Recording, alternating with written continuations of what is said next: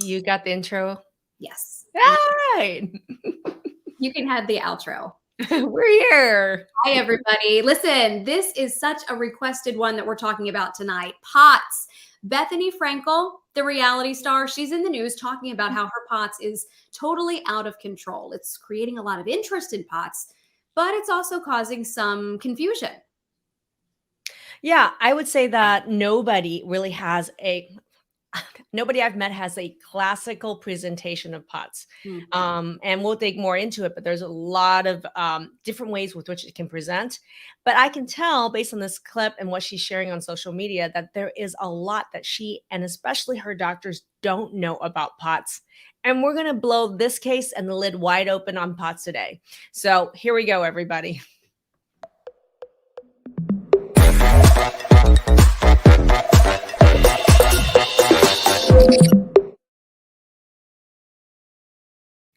Thank you to all of you for joining us on Transform Table Talk Live. I'm Anna Manuel, the co-host, alongside the one and only Dr. Maggie, UMD. Dr. Maggie, thank you for talking all about POTS tonight because so many people requested this, and I think it's going to be a really illuminating discussion. We actually asked the whole Facebook group. We had another topic that was slated for today, but we asked our Facebook group. By the way, there's 80,000 people in our Facebook group, close to 80,000 at this time. Why don't you be the 80,000?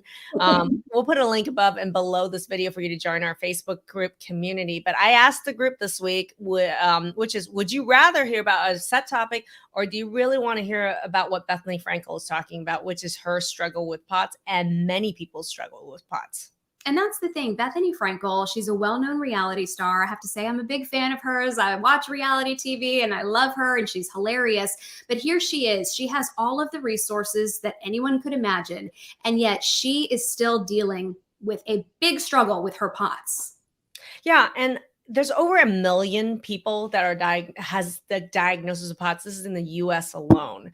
And to me, that's a gross underestimation because I can tell you from our years of working with people with POTS, dysautonomia, all these types of symptoms, most people don't even have the diagnosis. And so I would say there are millions of people that are struggling with POTS. And the truth of the matter is, it doesn't matter if someone has as much resources as Bethenny does. And I've seen people who've been to Johns Hopkins, Mayo Clinic, and then they come to us, or somebody who doesn't have any resources and are seeing their conventional doctors. The truth is almost everybody I've ever met everybody I've met is in the same boat, which is that they have lots of symptoms, they don't have answers, and they are getting worse. And that's the opposite of the experience we have with the people we work with in our programs. I know. And the people come in and they talk to you, they say, oh, but I don't know if you can help me, Dr. Maggie. I have POTS. Yeah. I hear what you say to them. You say, this is easy. I can handle this so easy. It's one of the easiest things for you to turn around. And yet in the conventional medicine world, and even in most of the functional medicine world, people are not able to do that and they're struggling. So let's listen to a little bit. Before we do though, hold on, because we got a lot of comments already in the comment section. I just want to remind everybody, okay? If you're an alumni, you're somebody watching and we've worked with you with POTS and you've seen people with POTS and dysautonomia in a program get better, I'd love to hear some comments in the comment section right now. Now, here's the thing. If you're struggling with those symptoms or you know somebody who is, tag their name in the comment section below, because one of the things I want to do is raise the level of awareness that there are answers and solutions for POTS and dysautonomia that none of your doctors know. So if you can help me out with that, put their name in the comment section. Also, if you have a question, put it there. I'm going to answer it. And let us know, what are the symptoms that you're dealing with, whether it's having to do with dysautonomia or POTS or something else. Let us know. We'd love to get you resources if you need them, or just talk to you a little bit more about it. And we'll talk a lot more about what POTS is exactly. Would you like to hear what Bethenny Frankel has to say about her struggle now, Dr. Maggie? Let's do it. Okay. We're asking why my face looks different in my makeup videos, and it's because I am messed up. I am not doing that great. I'm so dehydrated and riddled with aches and pain. I've gained like 4 pounds while being here because my body's trying to hold on to any water it can. I wake up like every 2 hours in such pain and dying of thirst. My doctor said it's definitely connected to this POTS syndrome that I have. Okay, so she talks about some interesting symptoms there: weight gain, extreme thirst, a lot of pain, waking up at night. Yeah. Are these classic things that you hear about with POTS? No, and that's the interesting thing is if you go and Mr. Google and you actually search on POTS, the classic symptoms when you look at POTS really fall in the realm of more cardiac. This is why this diagnosis often falls to the cardiologist, and I'm going to tell you it doesn't belong there.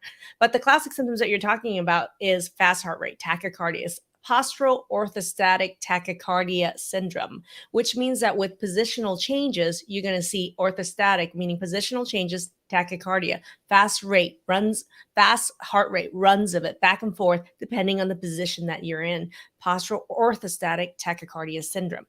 Now, when you have tachycardia, super fast heart rate, your heart becomes less efficient, and therefore it can cause big fluctuations in blood pressure. So you can have blood pressure drops, ups and downs, ups and downs. What does that trigger? It can cause you to have dizziness, really lightheaded. It can cause you to be nauseated. It can cause you to have severe anxiety. It can cause you to be unable to walk or exercise. So a freaking big deal. So these symptoms, when you think about it and you hear postural orthostatic, meaning blood pressure and tachycardia, people think this is a cardiology problem. And I guarantee you she's seeing a cardiologist. How do I know? Everybody's going to Johns Hopkins Mayo Clinic, her specialists, all that. And many of them are cardiologists dealing with this syndrome, but yet people are getting worse. Okay, so if it's not a cardiologist who you should see, the next person that they might want to go see then is a rheumatologist. Could you get help there? Because you just mentioned, now I think she's got, I don't know if it was in this clip, but I saw in another clip where she mentioned that it's mixed up with this autoimmune thing, she said. Mm-hmm. And so I think she's smart enough herself, and her doctors are smart enough, somebody's smart enough to link having these symptoms with autoimmunity. Because I frequently see, and look, whether you have an autoimmune diagnosis or not, if you have these symptoms relating with POTS, there's a high likelihood there's an autoimmune component underneath it. But to me, okay, even if it doesn't, you don't have another autoimmune disease going on, is there causes underneath that's causing the POTS that's similar to people with autoimmune disease? The answer is yes. And yet, when you say, okay, maybe now it's an autoimmune issue, not a cardiac issue, who do you go see? The rheumatologist or your gastroenterologist. What do they know jack about tachycardia, blood pressure changes, lightheadedness, thirst, or whatever? Nothing. So then that's the problem. These people are going to a cardiologist. How many of you guys tell me if you have these symptoms or you know someone, have gone to the cardiologist, have gotten no help or have gotten worse, have gone to a rheumatologist, have gotten no help or have gotten worse. And then now you're wondering, who the heck do I see? And this is for those of you who have classic symptoms. When I actually look at Bethenny's case, and how many of you guys with POTS listed in chat right now they may have some of these classic symptoms, but then she has extreme thirst. Okay, I want to ask you about that. What do you think that's all about? So here's the thing is it gives you clues as to what's underlying causing POTS. Can some people with POTS have extreme thirst? And the answer is yes, yes, and hell yes. But it's not, we'll get into thirst, but it's not just thirst. She has a lot of pain. She has a lot of swelling. She has insomnia, and she has extreme anxiety. So there's a lot of different symptoms that are coming along with the POTS that quote unquote don't fit the definition. Someone like her, has she not had these resources, may not even get the diagnosis, right? So can some people with POTS have thirst? Absolutely. I would love to see it because people are talking about it all, like in chat, listing these symptoms, right? Yeah, all the medications for POTS didn't work. Elisa, right? Yeah. And there are physicians in this category here. Like we have physicians coming in a program. There are physicians in chat right now what are the medications for POTS? Blood pressure lowering medications that slow the heart rate. That seems like it could make things potentially worse in some ways. Because the problem isn't heart. Yeah. The problem isn't the heart. And then you give them heart slowing medications that also has a side effect of dropping their blood pressure. Boom, you just made them worse. Well, and the alumni who are commenting are so smart and are right on it because they're getting to the heart of what really is at some of these problems, which I know you're going to talk about in a moment. There's a Smarty Pants on YouTube right now. Someone just said pituitary, like that's hormonal, diabetes insipidus, another hormonal issue, lack of vasopressin, hormones and from cholesterol linked back to malabsorption and oh my God, what a smarty pants. All right. So so this is great because what I'm going to tell you is this is just a little heads up of what we're going to blow the lid off this, because I think Anson and some of you guys have a little hint around this, is that blood sugar, does not belong with the cardiologist or the rheumatologist, because the underlying causes of POTS is number 1, blood sugar instability. Okay. Boom. Number 2, hormonal instability. And number 3, guess what? Gut infections. Boom. And look, my blood sugar was unstable. I wasn't spacing or balancing my meals out right, causing sharp spikes in blood sugar. That was triggering my POTS, just like you said. This sounds like an alumni. I'm wondering if that's an alumni right there, because that's exactly what we have figured out over and over again. But let's go back to thirst. She's talking how thirsty she is, right? Wow. Okay. So so we're talking about thirst, and why is she so thirsty? Well, it gives the clues because it makes you start thinking, is there a blood sugar component of this? Because guess what? If your blood pressure is swinging up, down in POTS, guess what's underlyingly fueling this? High and low blood sugar going back and forth. Did you know that when your blood sugar is really high, you get thirsty? No. Okay, so thirst is one of the symptoms of high blood sugar. So if they're swinging high, low, high, low, high, low, that's part of the contribution to thirst. And then somebody mentioned, Smarty Pants in our audience mentioned that could it be hormones related, and that's causing thirst. Did you know that someone with severe adrenal fatigue, okay, or adrenal insufficiency can have severe thirst? That's a hormone problem.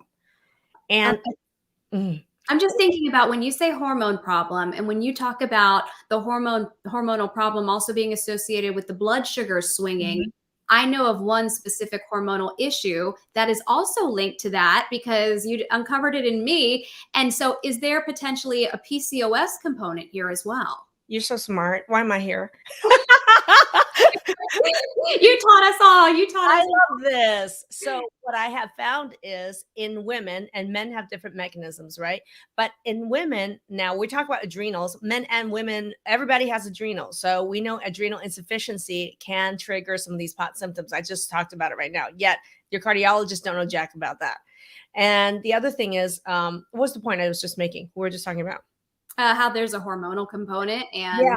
So what we found is in women, we teach in my hormone master class and in our main program that there are certain patterns that trigger symptoms. One of them being PCOS, polycystic ovarian syndrome. And most people don't even understand PCOS. Most OBGYNs don't under PCOS. We just had a major issue with that, highlighting it over and over again. We have people who they're working with fertility specialists or gynecologists, and they don't get they don't understand what it means to get PCOS and how PCOS is linked with other symptoms. But polycystic ovarian syndrome, you don't have to have cysts in your ovaries. One of the major issues is they have a high, low fluctuations of blood sugar. And then we're just in this particular scenario talking about women. And then if you think about it, if a woman has PCOS, wouldn't that make her more susceptible to getting POTS?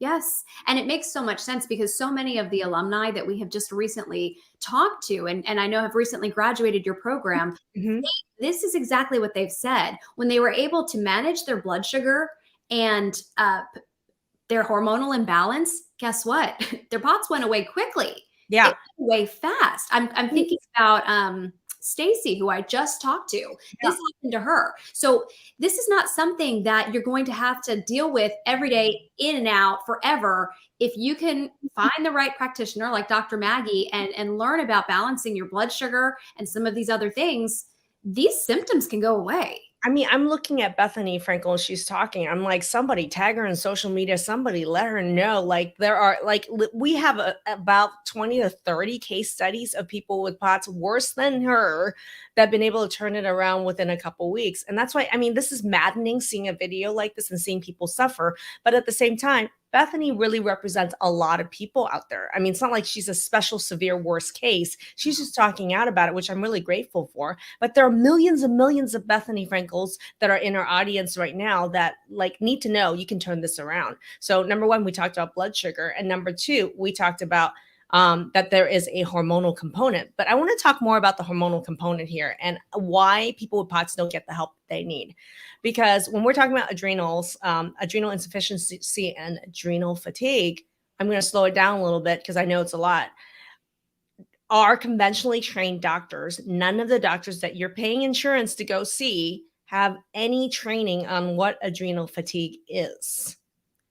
And no one has ever mentioned it. And I mean, I know so many of us have been going to all of the doctors out there for many years. And has anyone ever mentioned to you, oh, maybe we need to look into what stage adrenal fatigue you're in? Because I know it never got mentioned to me. Yeah, I was actually we were writing a blog recently, and it was about adrenals. And I was talking about how, you know, most of the time when you go and you ask the doctor to draw blood for hormones, you know, you get told you don't need to test your hormones. Now, think about another layer of this. You go and you say, I need to get a blood draw to check my adrenals. Well, according to your endocrinologist, gynecologist, and primary care provider, the only problem that adrenals can have is all or none, meaning crazy ass high or nothing, which is Cushing's and Addison's. If you are anywhere in between, which is what I call adrenal fatigue, that's not a real problem. It doesn't exist. You're cuckoo for Cocoa Puffs, and you don't deserve or need to get testing. And here's the other problem. Even if they drew blood for you, they couldn't, blood testing, by the way, is not the best way to actually look at the patterns of adrenal fatigue. So that's the problem is you beg and beg and beg. They test the one cortisol, and then they say, oh, there's no problem with your adrenals. But the problem is these hormones have patterns. And depending on the time of day, the pattern of those hormones are different. And so you can look at somebody who's supposed to be like, let's say up and down like this. But then if they're flatline, what does that mean? If they're up and down like a W shape, what does that mean? If they're actually the inverse where it goes up at night, what the hell does that mean? Well, what's causing those patterns are completely different. The treatment for those as far as lifestyle supplementation, totally different. And then the symptoms the symptoms can be very similar, but the treatment options are different. And then how quickly they get to the outcomes is also very different. So there's so many layers of being shit out of luck with adrenal fatigue. Go ahead. Yeah, you're not going to be able to get the help, and it seems like you're going to be falling through the cracks, essentially, like everybody else in the medical world who is dealing with POTS. You're not getting the help or the relief you need. And while we're talking about hormones, this person had an interesting question: can someone postmenopausal have POTS? Of course, someone postmenopausal can have POTS. In fact, they may have more of a chance of getting POTS. And that's the whole thing and can you be a man and get POTS? Of course, you're a man that can have POTS, because a man can have severe blood sugar balancing problems. A child can have that. Can a man have low testosterone, adrenal fatigue? Absolutely. Can a man have severe estrogen dominance, liver problems, or gut infection? The answer is yes, yes, and hell yes. So everybody can get POTS. And that's why if you have POTS, someone you know, I mean, right in the demographics right here, and you'll see across the board. I mean, I want everybody to actually share and show just how common the syndrome is and how it can impact upon everyone and anyone. And it can have different faces. Not everybody with POTS is going to get thirst. Okay. In fact, a minority of them do. But to me, the fact that she does is already telling me all these clues about what's causing it for her specifically. Well, so great. That's great news, because then it tells you how to fix it. I know how to fix it. It's not like, so, oh my God, you have thirst. You don't have POTS. Now we don't know what to do. Let's send you to the thirst specialist, which is what most people get the run around with. And yet when I hear, oh, she already got a diagnosis of POTS, she's got thirst, she's got swelling, she's got insomnia, I already know her blood sugar is a shit show going like all this. And yet I promise you, nobody's talked to her about that. I already can tell you, based on the fact that she has severe thirst, she's probably got some hormone imbalances, most likely possibly PCOS or estrogen dominance.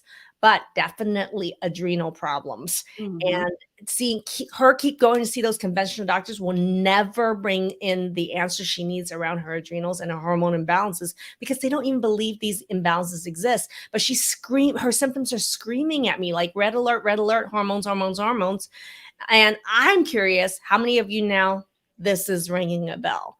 Yeah. Now you're like, oh, wow, I'm making the connection that my POTS symptoms are related to my hormones. Are they worse certain times of the month? Did they come on around perimenopause or menopause when your other symptoms were really changing? Did this come on when you, like did you get thirst with it? Did you get severe insomnia or anxiety with it? That's not explained by these symptoms, right? So those are signs that this is related to hormones. And this person even says the Mirena IUD, she thinks may have been a trigger. Mm-hmm. So when you talk hormone. about the birth control pill, Mirena IUD, or menopause, what you're talking about is either naturally or artificially, you're inducing a time of great hormonal change, whether it's down or up. And this is what I call hormonally vulnerable times. So during hormonally vulnerable times, whether it's naturally, you're going through it monthly or around menopause, or because you got on the pill, or you got on the Mirena IUD, some hormonal intervention, or someone started you on hormones, boom, that it's like a floodgate, because that big change in hormones, whether it's up or down, will be one of the triggers of POTS symptoms. And it's the same with many autoimmune conditions, because I know, like, when I got off of birth control, boom, I had a lot of symptoms, of course. And then after giving birth, a lot of people have symptoms. So again, all going back to a huge hormonal component. So this is interesting, right? Because what Bethenny didn't say in here, and what she put in the caption was, this got way worse with the big C. Yep. Okay. And we just have a user right here that says, just began having issues with POTS after the big C, using everything I learned in the program to work on controlling it. Correct. So this is an interesting point, because it brings up the role of infection. Let's talk about it. What is the role of infection in starting all of this? Well, I'm going to link it back to what we first started talking about, it being blood sugar. I don't feel like we really went over that out. Yeah. Blood sugar. I'm just letting you guys know, going back to blood sugar ties in with everything. So does hormones, right? But blood sugar, if you think about it, hormones changes can trigger fluctuations of blood sugar, just so you guys know. And something to understand is hormones just aren't like your ovary hormones or testicular sex hormones. You got adrenal hormones. And if someone's having adrenal fatigue, that will affect blood sugar big time. And then you think about thyroid. So this is another thing, is it's just it's mind blowing to me, the lack of understanding doctors have out there around what are real functional thyroid lab values. How many people actually have autoimmune disease of the thyroid and don't even know it, have negative testing. There's just a lot of misinformation around it. So you will have people who will have concurrent thyroid conditions that are already low thyroid, going through hormonal changes of some sort. And having high or low thyroid can screw and mess with your blood sugar. So then these are other conditions that are hormonal that impact on blood sugar. And then let's go back, chicken or the egg. Okay. If you have one of the biggest, one of the hormone patterns is low everything. Okay. And adrenal fatigue will fall under low everything, where everything is low. And I tell people one of the underlying causes of that is because they have so many episodes of recurrent low blood sugars. So especially in the middle of the night. So what you'll find is people have this high, low blood sugar swings because the hormones are having these swings. And then what you'll find is that when they hit these frequent episodes of low blood sugar, typically in the middle of the night, it really screws them over, because guess when male testosterone is made? Well, I'm the middle of the night. Guess when your hormones are being made? Okay, middle of the night. That's when thyroid hormones are mostly made. Oh my goodness, what is happening in the middle of the night? That's when adrenal hormones are really being made. We better be doing what our body needs, and that's getting rest in the middle of the night so it can accurately make all of these hormones. So blood sugar is swinging high, low all the time, which is what's happening to all of you. And many of you guys think you have blood sugar and you don't. And the reason I know you don't is because your hormones suck. And how do I know your hormones suck? Because I know from a hormone standpoint, many of these symptoms you're talking about are related with hormones. We have a hormone checklist. So if you're interested in getting the hormone checklist, go ahead and type in the chat hormone checklist and check your messages later, and we'll get you a hormone checklist so you realize just how many symptoms you have are linked with hormones.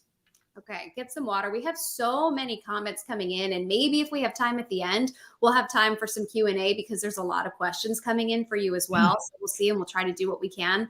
But I know we have a lot to talk about as well, Dr. Maggie, because you've let us know blood sugar, hormones, and look. Well, look at Doris, what she's saying. I'm 3 years postpartum, but it's still not resolved. Why? Because postpartum triggers postpartum thyroiditis. Like, there's a postpartum is when your hormones really sink when you deliver the baby. So what it tells me 100% with Doris is it's not resolved because she went into hormonal hell postpartum and it never recovered because no one's ever identified, addressed, or fixed it. And what's so scary is if it's not stopped in its tracks, this is not something that stands still. This is going to potentially continue to create more and more problems and leading to maybe bigger and bigger issues. 3 years later, she's still struggling with these symptoms. And I'm telling you, I don't know what age Doris is, but it's going to be, if it starts to run into, let's say, between 35 and 45, it may run her into early menopause, other hormone symptoms. It can also put her at higher risk for having diabetes, which is another hormone problem from pancreas, which makes hormones. So these things just kind of start to layer on more and more and more. And I know that, who's that? Facebook alumni got resolved from my POTS symptoms. Can you type your name and tell us what week? How many weeks did it take you to resolve your POTS symptoms? So I love real people with outcomes. Well, we had another one too from Dr. Elisa, and she was saying within 1 week, her POTS symptoms were resolved. I believe she said it was after working on her blood sugar, which you do on purpose, Dr. Maggie, at the very beginning of the Transform program. I do blood sugar at the very beginning of the Transform program. This actually goes into how I discovered that I could actually fix POTS.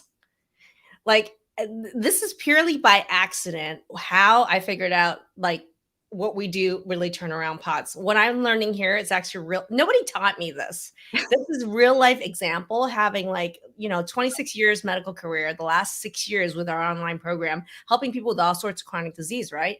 Early in our program is the blood sugar balancing module, week 2, in fact, currently. And it was fascinating because what happens is, remember, I just said people with POTS problems have tons of hormone problems. So we attracted a lot of people with hormone problems. They come into the program, and immediately after week 2, they started to get so much better. And I realized, like, wow, okay, so blood sugar is actually the trigger of POTS. And it's a theory. And it's a theory that I tested out year after year after year, and hundreds of people later. I have not met a POTS person or dysautonomia or anybody with those symptoms that's gone through our program that didn't have some huge amount of relief just within the first couple of weeks after, the hydration module, and then right after that, the blood sugar module. So I knew right away. I was like, and then I think about some of the other components, and that's what feeds into it. It's like, man, when they get to hormones, right? And then I think about everything that we do in the program that really helps with infection. And I also, I didn't even put in here, but food allergies. Food allergies play a big role because food allergies, allergic reaction, histamines, dilate blood vessels, lower blood pressures. Okay. Let's talk a little bit more about blood pressure, because I think we've got about half dozen comments asking you. Blood pressure is all a part of this as well with POTS. It is actually. So when they say something is orthostatic, it means that with positional change, the symptom gets worse. And based on gravity, right? So what happens is when you actually switch positions based on gravity, blood pressure changes naturally. So that's what we call orthostatic blood pressure change.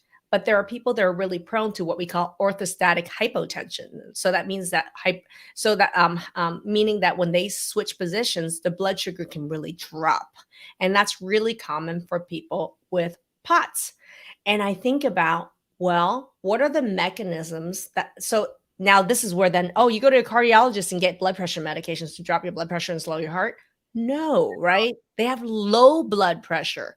And so you want to make it even lower? That's not going to help. No, it does not. So this is where I think about it. And from my own experience, I think about all the things that we teach in our program. And I'm like, what are mechanisms that lower blood pressure? Well, did you know that, well, low blood sugar causes low blood pressure. Okay.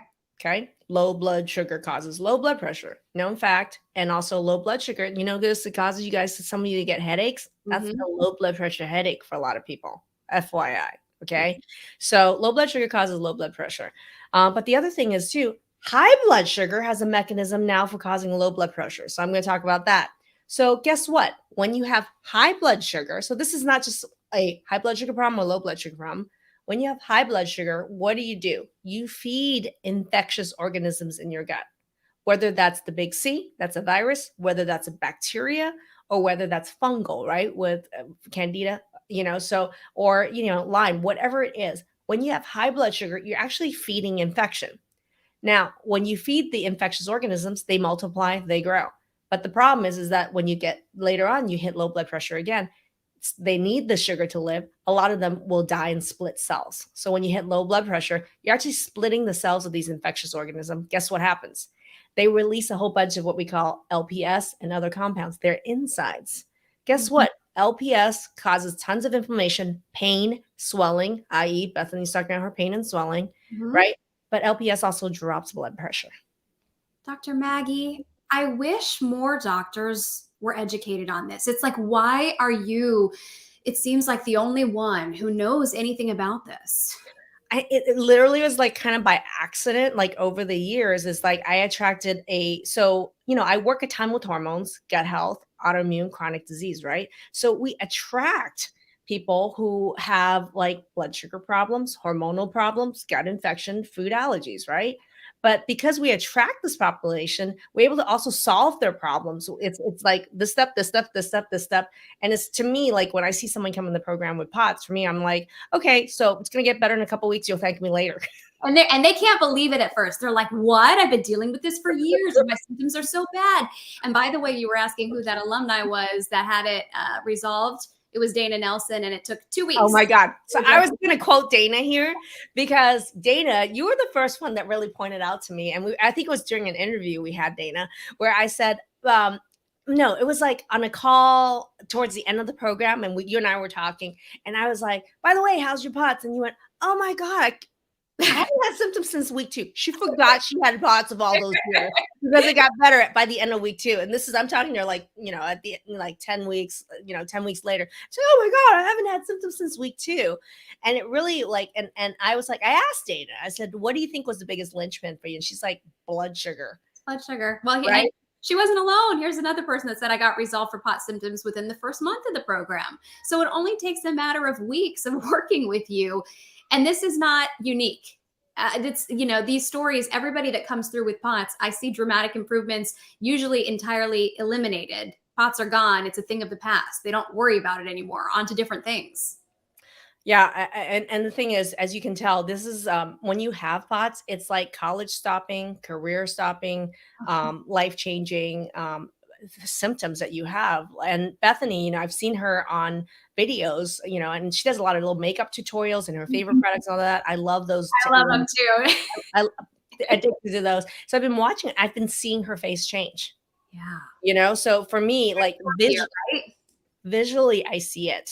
And when I look at what I've been, and even I have, who've been watching her on social media, and I've done this where I'm on a call with 30 people, 40 people, and I can already see, hey, everybody, lift up your neck. And I'm looking at their thyroid. I'm like, you got this problem, you got this problem, you got this problem, you got this problem.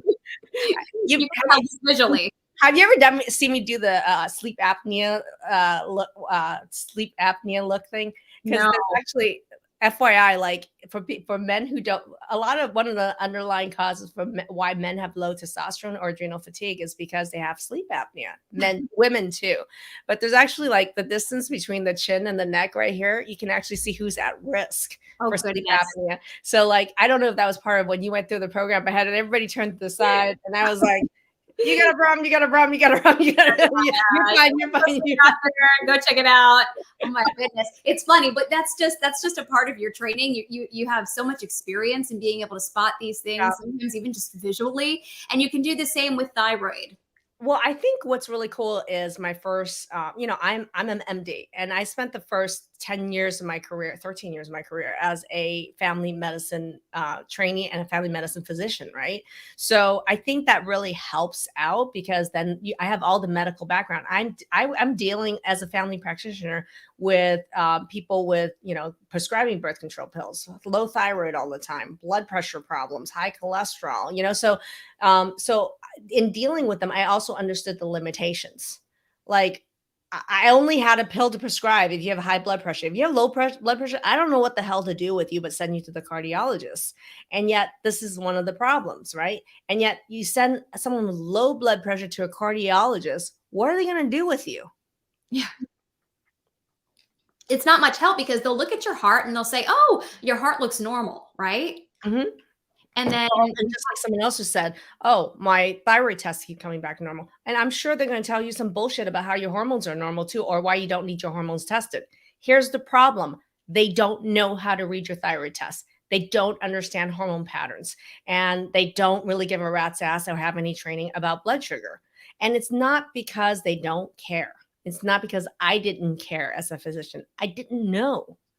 I didn't know. And I was a damn good family physician, but I am a better healer today because I have experienced this myself. Mhm.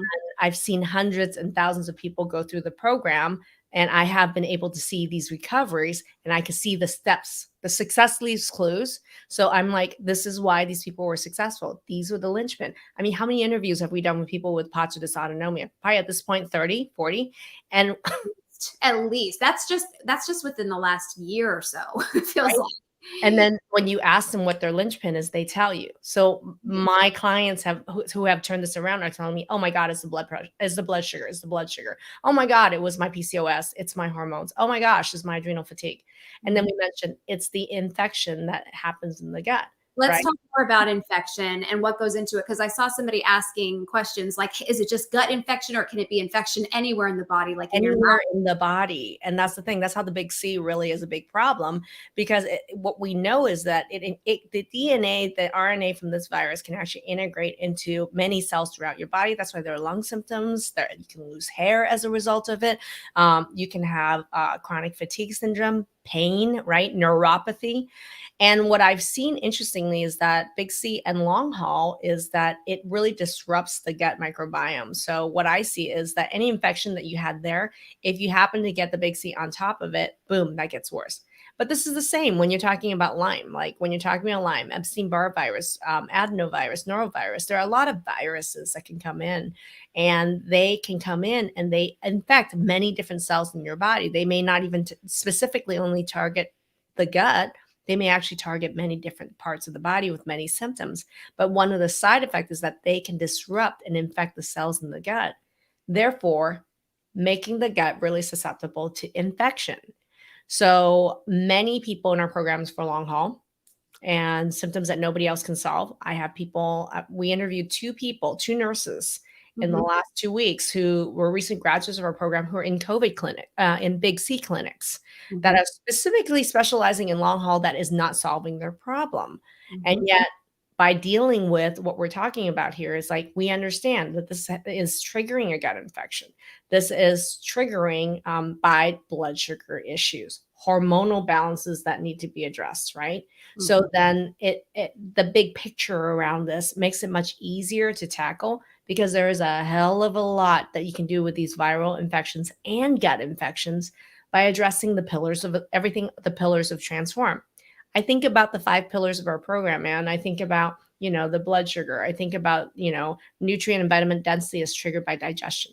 And we haven't even gotten into food allergies, which we should talk about next, but we are running long, everybody. So if you want me to stay, add more lessons, add more questions. If you have specific questions around food allergies and how allergies impact on this, put it in the chat right now. I will stay longer, but I don't want to run too long here. If just for the sake of running on time. Okay. So I didn't go over all the pillars, but what I'm going to tell you is that, I've really learned that the big C and chronic viral type infections will make everything worse. Okay. But the problem is everyone thinks then it's all the focus is on that virus. Right. And that's not entirely the whole picture. No, because it's triggered this whole cascade. A cascade. Because it was like you were saying, even with infection, the blood sugar swings are feeding infection. Right. So why does someone have long haul and someone doesn't? Is because, believe it or not, the person who has an underlying blood sugar susceptibility of high and low blood sugar swings will get more impacted and more damage from big C. This is why diabetics have the highest mortality rate when it comes to getting big C and long hauls, because the blood sugar innately, it's almost like an invitation. It's an Wow. invitation. I've never heard anybody connect that before, because you have heard it being reported that diabetics are not faring as well when it comes to the big C. High mortality rate. Yes. Mhm. Yes. And it makes a lot of sense what you're saying then, because the blood sugar is not well regulated. And That's an invitation for viruses and bacteria to take hold. And then think about it. If you have POTS on top of that, where you already have high, low blood sugar, high, low blood pressure, and then you get a rip-roaring virus that then causes a rip-roaring gut infection, you release a ton of what is LPS, lipopolysaccharides. These insides of these bacteria that are being released drops blood pressure even more. Mhm. Now you got the shitstorm, which is what is happening to Bethenny right now. She wrote in the copy of that video that this has gotten so much worse since the big C. This person wants to know, are POTS and lupus related? And I think, just not answering for you, but you would probably say to anybody, hey, POTS and any autoimmunity could be related, right? Because That if could you be R, yeah. yeah. So the answer is yes, but it's not just lupus. I'm sure it's any kind of autoimmune issue, Well, because yeah. I have so just, full disclosure is that, I see a lot of people with autoimmune issues, right? And we didn't start out with a program that says, "Hey, like let me solve your POTS naturally," because we do, but it was a byproduct, which was that people with autoimmune disease had a really high rate of having POTS and dysautonomia. And that's how come we ended up gathering a huge population, and we have had hundreds of people with this, and we've been able to turn it around, right? And so it was a byproduct, not because I came out, with guns blazing saying, I can help you turn around your POTS around in weeks. Well, it just happened as a byproduct because people with other chronic diseases, not just autoimmune, any other chronic diseases are at much higher rate of getting POTS. So the cause for other chronic diseases and the cause for POTS are the same. and then where you're just getting so many questions. I don't know if you've got time for Q&A for things like this, but another person wants to know, iodine deficiency, can that contribute? Nope. Nope. And then when we were talking about hormones and how it could impact anybody, they even wanted to know, does that include a 16-year-old boy? Especially a 16-year-old boy. And why is that? Because when you're looking at a 16-year-old boy, his hormones are really changing. So he's even more vulnerable to getting more severe symptoms. And so that's a hormonally vulnerable time for that 16-year-old boy. Okay. So especially a 16-year-old boy, I want to take a look at him and I'm going to be like, let's intervene right now. Let's get him better now. I mean, the thing is, the younger a person presents with these symptoms, the more I'm like, let me have at him, because there's such an opportunity for intervention and not more and more permanent damage. There is permanent damage from these conditions over time, right? So the sooner you intervene, the cheaper, easier, faster, and more permanent the solution is going to be. And you work with children a lot and their parents sign up. And I'm always so impressed and excited to see the families that get into this, because they care so much about their child and they're trying to find anything or anybody that can help this person who they love so much. And you'll see mom or dad on the calls there helping out. So yes, if you're a parent with a child who is dealing with any kind of health struggles, whether it be POTS-like symptoms, any kind of autoimmunity, or any chronic disease, get in touch with the Transform team, because absolutely you guys can be a part of this program. And I've seen it work wonders for children. We'll put a link if you want to message us and check your own messages in your message request box, because if you've commented, we probably have messaged and shared some resources with you. But going back to how young can a person, it's the same thing. Someone just asked, can you you get POTS postmenopausal? Can you get POTS as an 85-year-old? Of course you can. Can you get POTS as a 4-year-old? Of course you can. So I want people to realize is like, people always want to know, can this, can this, can this? If you think about what the causes that I mentioned, who the hell doesn't have blood sugar problems? Who doesn't have hormone imbalance problems? Who doesn't have gut infections? And we haven't talked about food allergies. Okay, let's talk about it. Yeah. And it brought this up because there's people in the chat going nuts about, can histamines cause this? Can food allergies cause this? Can a 16-year-old get this? So a lot of times food allergies, we think about, we have it all the time. But the thing is, parents, those of you that are parents, are becoming it's easier to sometimes to see it in your child than it is in you, or it's harder to see their suffering perhaps. But a lot of times when parents talk to us, they're very interested in finding out if food allergies is causing whatever their kids' symptoms are. And the answer is always yes, yes, and hell yes.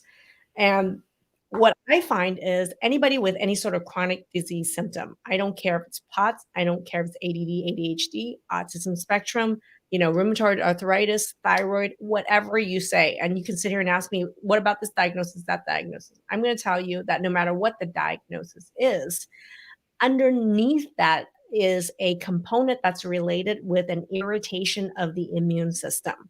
You can irritate the immune system by infection, but the most common way that it's irritated, it's actually genetic based on food allergies. So interestingly, what you find is that food allergies, when your body wars with food, it's not necessarily gut symptoms. In fact, most people don't even have gut symptoms. But what you see is increased allergic things. How many kids are dealing with eczema, asthma, right? Irritable bowel syndrome, right? And that's related with, believe it or not, food allergies. Now, what's the mechanism? Well, when you are actually allergic to a food, your body sees it as foreign, you're a germ, I'm going to kill you. But it sees a ton of it. So then what it does is it sends a lot of antibodies and cells to try to fight a war with this food. It also, in this process, releases a lot of histamines. Mast cells get activated. And mast cells sees all these food and allergens and says, I'm going to raise histamine levels, histamine levels, histamine levels. What does histamine levels do? Histamine levels dilate arteries, make your eyes water, your nose water, makes the blood vessels in your lungs swell. So then you want to cough and have asthma attacks. And for people with POTS, it drops their blood pressure and makes it worse. And there we go, bringing it right back to that. It's all coming together. We're getting people are so thankful, Dr. Maggie, that you're talking about this, because it's very clear to me by looking at the many comments that are pouring in. This is a big problem for people, and they're just not getting help. Doris, I know I had that comment up a moment ago, and she said, I thank God every day for finding Dr. Maggie, who has transformed my 6-year-old with autoimmune issues. And I've learned so much about my own issues as well. So just kind of driving the point home there that, yes, so many parents do join this program trying to help their child, and they are successful in doing so. Dr. Maggie, that's a big testament to you. Thank you. So, I mean, this is long, and I think we answered most of the questions in chat. What I would love to do is, if you learned something, I mean, if you learned anything, there was an aha moment, can you just throw some love back at me and tell me what that aha moment was in the comment section? I would love that. What was one big shocker for you? It would mean the world to me, and I would know that you paid attention, listened, and it had an impact. Tell me what's one thing that you learned about this today that you haven't heard anywhere else. The other thing is, if you know somebody else who's dealing with this, tag their name in the comment section right now. That'd be super duper helpful. I'd love to have more people learn about this. And for goodness sake, someone tag Bethenny Frankel in this. This is a completely solvable problem. Yeah, if you were going to speak to Bethenny Frankel right now directly, what would you tell her? Bethenny, this is solvable within the next couple of weeks. And she's struggling unnecessarily. Suffering is optional. But you don't know until you find out that there is a solution to it, right? A lot of times people suffer because they think there is no solution, or the doctors that they go to tell them there is no other solution, right? So I want you to know that if you're hearing this and you're suffering with this, further suffering becomes optional, because now you know that there is a way out of it and there's solutions. And one of the best things, if you're not suffering with this, but you know somebody else who is, tag them in the comment section so they hear this, because I promise you there's nobody else on the planet saying what I just taught here today. Yeah. Maggie, you are such a blessing to so many people. It's obvious by the alumni commenting that you've changed their lives, you've changed their family members' lives. And POTS truly is something that I've personally seen you turn around very quickly in people. So thank you for having this whole talk about this and letting us know that blood sugar, hormones, infection, food allergies, it's all huge. And it all goes back to the 5 pillars of the Transform program. If you'd like more information about the 5 pillars or ways to connect with the Transform team, just put a comment in our chat and a member of the team will get with you. Thanks, everybody.